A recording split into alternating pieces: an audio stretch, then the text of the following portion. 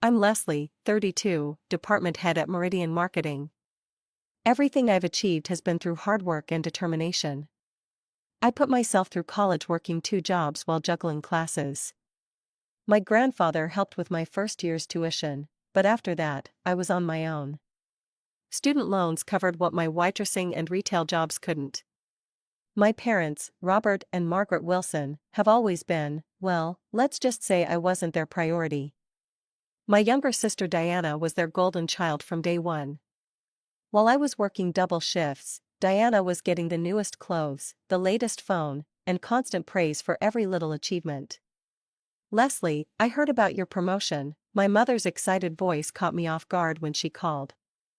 I'd been department head for nearly 2 weeks already. "Yeah, it happened a couple weeks ago," I replied, stirring my coffee. It was Sunday morning, and her call had interrupted my peaceful routine. "Why didn't you tell us? This calls for a celebration." There was an unusual enthusiasm in her voice that made me uncomfortable. My mother never showed this much interest in my career. "I already had drinks with some coworkers," I said, trying to downplay it. My parents hadn't celebrated any of my previous promotions or accomplishments, so why start now? "Nonsense, this is a big deal, head of the department. We need a proper family gathering. Your father and I insist on hosting a party for you. We'll handle everything: decorations, catering, music, invitations to all the relatives. It'll be perfect." My mind raced with confusion. In 32 years, my parents had never offered to celebrate anything I'd accomplished. Something felt off, but part of me desperately wanted to believe they were finally recognizing my hard work. "Well, if you're sure. It's settled then, next Saturday at our house. Oh, and we'll need about $2,500 from you to cover expenses. We'll handle all the planning, you just show up looking pretty. The money is just to help with catering and the DJ." Against my better judgment, I agreed. Maybe this was their awkward way of trying to make amends for years of neglect. I transferred the money that afternoon.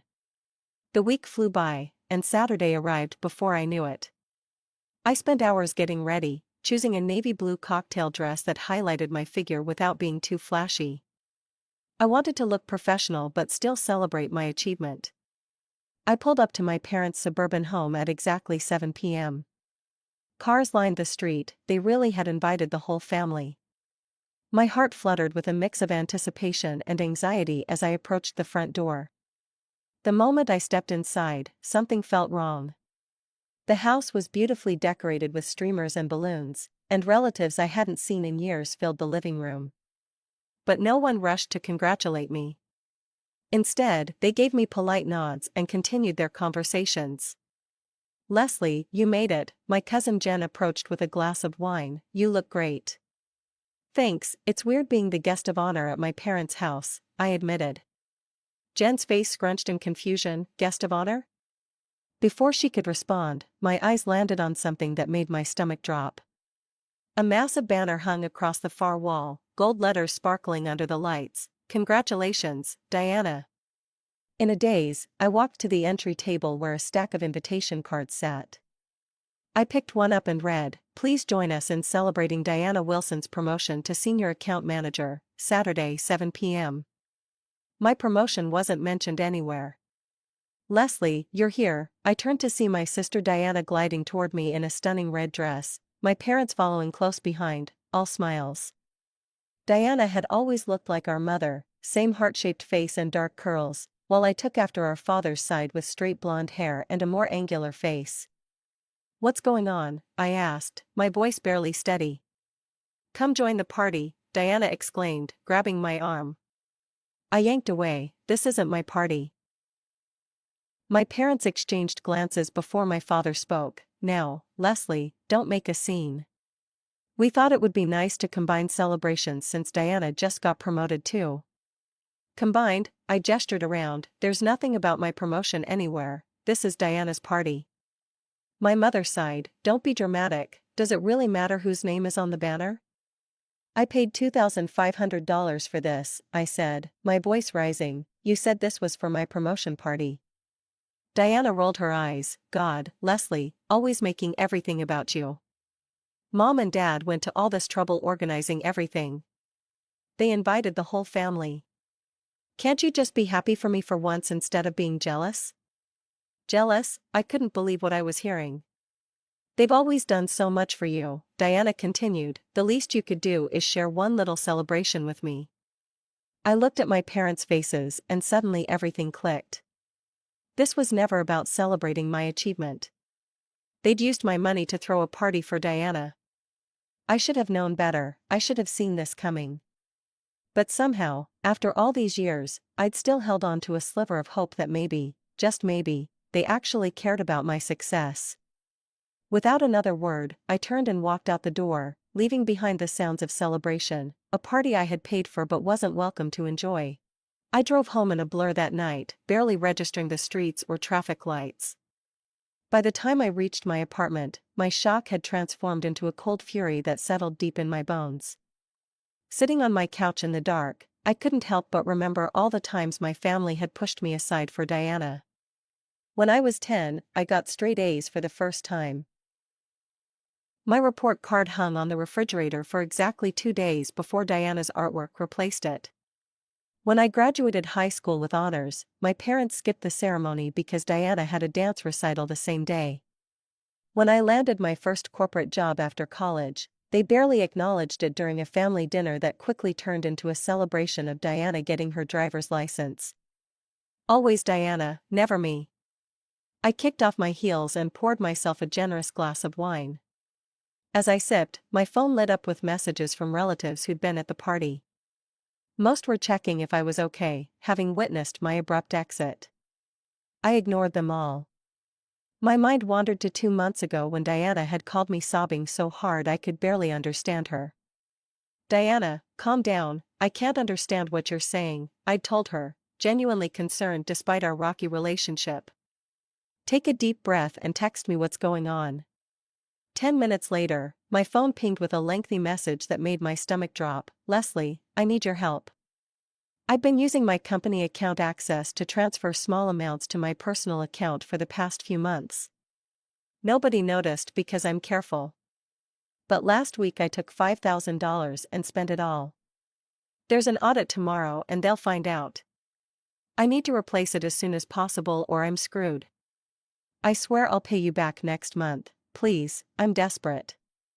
I was stunned. My sister was stealing from her employer, the company where our father's friend had helped her get hired. The same company that paid her generously while I was still paying off student loans from the education I'd funded myself. Still, she was my sister. I transferred the money immediately and texted her the confirmation. "Thank you so much, you're literally saving my life. I promise I'll pay you back next month, love you." That was 2 months ago. Since then, Diana had promised to pay me back soon at least a dozen times. Each time with a new excuse: her car needed repairs, her rent increased, she had unexpected medical bills. I'd started to suspect I'd never see that money again, but tonight's party scam confirmed it. I grabbed my phone and called Diana directly. "Hello," she sounded like she was still at the party, music and laughter in the background. "I want my money back," I said without preamble, all $7,500 of it. "What are you talking about?" Diana's voice took on that innocent tone she'd perfected since childhood. "The $5,000 I lent you to cover your theft at work, plus the $2,500 I gave Mom for what was supposed to be my party." The background noise faded as she presumably moved to a quieter location. "Oh, that, look, I told you I'll pay you back when I can. No, I want it now, all of it." She laughed, actually laughed. "Yeah, well, good luck with that. You didn't make me sign anything, did you? There's no record of any loan." The line went dead. She'd hung up on me. I stared at my phone in disbelief. The text conversation with Diana was still there, detailing her admission of stealing from her company and her promise to pay me back. A plan began to form in my mind. I knew Diana's boss, Mr. Garrett, fairly well. He'd been my father's friend for decades and had always been kind to me at family gatherings, even when my own parents weren't. He had given me his business card last Christmas, saying to call if I ever needed anything. I found his contact information and hesitated only briefly before making the call. It went to voicemail, which was probably for the best. Mr. Garrett, this is Leslie Wilson. I have some information about potential theft from your company accounts that you should know about. I believe someone has been stealing small amounts over time. I'd like to help you identify the person responsible. Please call me back when you have a moment. I hung up, my heart pounding. Had I really just done that? My relationship with Diana was beyond repair after tonight's party fiasco, but this would destroy any possibility of reconciliation forever. But then I remembered how she'd laughed at me on the phone. How she'd stolen from her employer and then from me. How my parents had used my money to celebrate her while excluding me entirely. My whole life, I'd been the responsible one. The one who worked hard, who did everything right, who never caused problems. And where had that gotten me? Nowhere. My family still treated me like an afterthought, well, no more. I opened my laptop and took screenshots of the entire text conversation with Diana, including her explicit admission of taking company money. I emailed these to Mr. Garrett with a short message. I believe your company should be aware of this situation. I've attached evidence showing admission of ongoing theft by one of your employees. I'm available to discuss this further if needed. After sending the email, I sat back and took a deep breath. What I'd done couldn't be undone. There would be consequences, for Diana, probably for my parents, and certainly for my relationship with all of them. But for the first time in my life, I wasn't going to let them walk all over me. I wasn't going to pretend everything was fine while they continued to take advantage of my generosity and goodwill. I finished my wine and went to bed, surprisingly calm despite what I'd set in motion. Whatever happened next, at least I'd stood up for myself. As I drifted off to sleep, I tried not to think about the family fallout that was surely coming. Instead, I focused on the fact that I had a good job, a nice apartment, and a life I'd built entirely on my own merit. No one could take that away from me, not Diana, not my parents, not anyone. The next few days passed uneventfully. I threw myself into work, grateful for the distraction. No calls from my family, which wasn't surprising. They were probably still celebrating Diana's promotion, oblivious to the storm I'd set in motion. By Wednesday, I'd almost convinced myself that Mr. Garrett had ignored my message. Maybe he'd dismissed it as family drama. Maybe Diana had somehow intercepted the email. Whatever the case, I was starting to think nothing would come of it. Then my phone rang. It was Edward Garrett. His voice was serious, none of the warmth I remembered from family gatherings. I need to thank you for the information you provided. My stomach tightened. You found something? We did, he sighed heavily. Our security team has been investigating since your tip. The theft was more extensive than you indicated, nearly 2 years of systematic withdrawals. Not just Diana, but our head accountant as well. They've been working together. I sat down, suddenly lightheaded. 2 years? How much money are we talking about? Approximately $90,000. They started with small amounts, but grew bolder over time. Last month alone they took nearly $12,000 between them. I closed my eyes, trying to process this. Diana had stolen far more than I'd imagined. And she'd had the nerve to ask me for $5,000 to cover her tracks, all while planning to continue stealing. I wish I could handle this privately, Mr. Garrett continued, but the amount involved is too substantial. As your father's friend, I'd prefer not to involve the authorities, but I have shareholders to answer to. I've already contacted the police. I understand, I said quietly, though my mind was racing with the implications. I wanted you to hear it from me first. I know this will affect your family, and I'm sorry for that. But theft is theft, regardless of who's involved. After we hung up, I sat motionless for a long time. This wasn't just about getting back at Diana anymore. This was serious, criminal charges serious. Part of me felt guilty, but another part remembered how she'd laughed when I asked for my money back, how she'd called me jealous at the party she'd stolen from me. I expected the fallout to hit immediately, but another day passed in silence. Then too, I began to wonder if Diana had somehow talked her way out of trouble again. Then Friday evening, my phone exploded with notifications. First came Diana's call, which I let go to voicemail. Her message was a stream of profanities and accusations, calling me every horrible name imaginable. She knew I'd turned her in. Next came my mother, her voice shrill and hysterical. "How could you do this to your own sister? You've ruined her life, after everything we've done for you." I ignored them all and turned off my phone. Saturday morning, someone pounded on my apartment door. I peered through the peephole to see my parents standing in the hallway, both red-faced and agitated. "Leslie, open this door right now," my father's voice boomed through the door. I stood silently on the other side, not moving. "We know you're in there," my mother joined in. "You have to fix this, call Edward and tell him to drop the charges." Finally, I spoke through the closed door. "I'm not doing that." "She's your sister," my mother wailed. "They took her to the police station." "Do you have any idea what you've done?"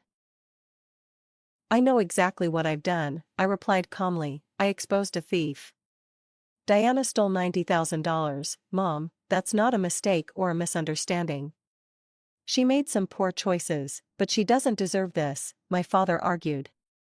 "You need to call Edward right now and ask him to withdraw his complaint." "No, Diana is a grown woman who chose to steal from her employer for 2 years. She deserves whatever consequences come from that." "How dare you," my mother hissed, "after everything we've sacrificed for you." That broke my composure. Sacrificed? When have you ever sacrificed anything for me? You didn't pay for my education. You didn't help me get a job. You didn't even celebrate my promotion without turning it into Diana's party. You're just jealous of your sister," my father said dismissively. "You always have been." "I'm not jealous, I'm tired. Tired of being used and overlooked. Tired of watching you bail Diana out of every mess she creates while expecting me to handle everything on my own. If you don't fix this right now," my mother threatened, "you are no longer a part of this family." I laughed bitterly. Was I ever really part of it to begin with? The silence that followed told me everything I needed to know. "Diana is a thief," I said finally. "She stole from her employer, and she stole from me. You raised her to believe she could do whatever she wanted without consequences. Well, now there are consequences. I suggest you go help her instead of wasting your time here." I heard my mother's sob and my father's muttered curse as their footsteps retreated down the hallway. That night, scrolling through social media, I discovered my mother had posted a scathing message about me. It read, "It is with great sadness that we must announce that Leslie is no longer considered a member of the Wilson family. Her betrayal and vindictive actions against her own sister cannot be forgiven. A true family member would never behave so treacherously. We ask for privacy during this difficult time." Several relatives had commented with confusion, asking what happened. Others had immediately taken sides, some defending me, others condemning my betrayal without even knowing what I'd done. I closed the app without responding. Let them think what they wanted. The people who really knew me would understand, and the rest didn't matter. Monday morning brought another call from Mr. Garrett. "I thought you should know," he began. "Your parents came to see me. Your mother actually got down on her knees in my office, begging me to withdraw the police report. They've taken out a substantial loan to repay the stolen funds in full. Given our history and their willingness to make restitution, I've agreed to withdraw the formal charges." I wasn't surprised. My parents would do anything to protect Diana. "However," he continued, "both Diana and the accountant have been terminated, effective immediately. And I've made it clear to industry contacts that neither should be hired in positions with financial access. I can forgive, but I won't enable further theft." After we hung up, I felt an odd mix of relief and disappointment. Diana wouldn't face criminal charges, but at least there were some consequences. Some accountability. A month passed, then two. Life settled into a new normal, one without family drama constantly lurking in the background. I hadn't heard from my parents or Diana since that day at my apartment door, and surprisingly, I was okay with that. My cousin Rachel called one evening as I was making dinner. "Have you heard what's happening with your dad's business?" she asked without preamble. "Mr. Garrett pulled all his investment money out. He was your dad's biggest investor, and now your dad's company is struggling." I paused, knife hovering over the cutting board. "Really?" "Yeah, Uncle Robert is scrambling to find new investors, but word's gotten around about what happened with Diana. Nobody wants to risk their money." I didn't know how to feel about that. I hadn't intended to hurt my father's business, but I couldn't say I was sorry either. "There's more," Rachel continued. "Diana's working at Marshfields now, you know, that little home goods store at the mall? Apparently, she can't get hired anywhere else." Marshfields was a far cry from the prestigious financial firm where she'd worked before. The image of Diana folding towels and arranging scented candles instead of sitting in a corner office made me feel a twinge of, not quite satisfaction, but something close to it. "How do you know all this?" I asked. "I still talk to your mom sometimes. She's pretty bitter about everything. Said they had to take out a second mortgage to pay back the stolen money." After we hung up, I thought about how different my life was from just a few months ago. I'd always been the family's afterthought, always expected to forgive Diana's behavior, always expected to accept less while she got more. Not anymore. The next morning, I checked my personal email and found something from my parents. The subject line read, "Final contact." With a deep breath, I opened it. "Leslie, this will be our final communication with you. We have officially updated our will to remove you as a beneficiary.